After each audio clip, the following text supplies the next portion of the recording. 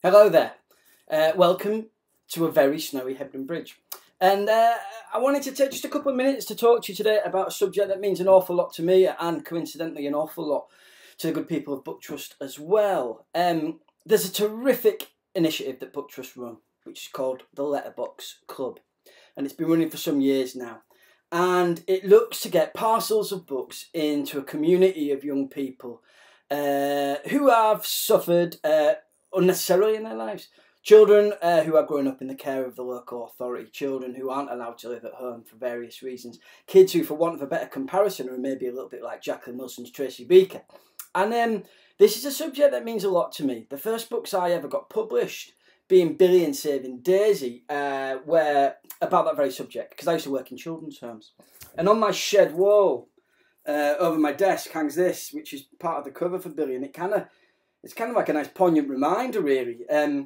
And the reason why I think Letterbox Club is such an amazing initiative and why these children are so amazing is that they are classic examples of underdogs. There's a wonderful poet and speaker called Lem Cisse, who he himself grew up in the care system. And he talks at length about how he believes all children growing up in care are superheroes. And when I heard that speech, it was just the most incredible piece of oration I've ever heard, because I think he's absolutely spot on. When you think in books of the classic underdogs, people that face adversity and rise up despite all odds, he could have been describing any kid that had grown up in care.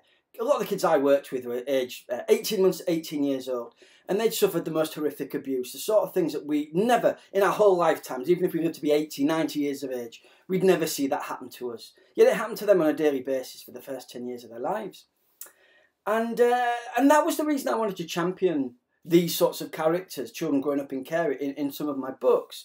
And there's one great story that always comes back to mind, about one young man in particular that I worked with, a young man who was called Sam, who at the age of 8, everybody had written off. When he arrived to live with us, he'd had a horrific sort of first 8 years of his life, had suffered tremendous abuse, awful things had happened to him. And as a result, he could be feisty and argumentative and aggressive, and certain things were happening that suggested that his life trajectory was only going to go one way, and that was that way. People said at the age of 8 that he was going to end up living on the streets, that he would end up drunk or addicted to various substances, that he would just ping-pong, really, from life on the streets to life in prison. Who knows, probably die young, probably have an overdose. Let's not worry about him, let's concentrate on the other kids, the kids that we can make a real difference with. And it used to break my heart, that. And the great story for me about these young kids, these underdogs, is that I discovered on the week that Being Billy was being published 5 years ago, that none of the bad things that people said were going to happen to Sam happened. Great things happened. That around the 18th birthday, 10 years on from the really trying time in his life, that he got in a boat as part of a crew. And he didn't stop sailing that boat from the second that he got on board until he'd gone all the way around the world, and he ended up back where he started. Now, I have no idea what happened while he was on that boat, but in my head, I'd imagine that he's sailing through seas where there's waves crashing over the top bigger than any sort of, tower block in the whole of the UK. Or he's sailing through seas surrounded by great white sharks. And if his harness breaks and he falls overboard, he's not getting out of that water alive.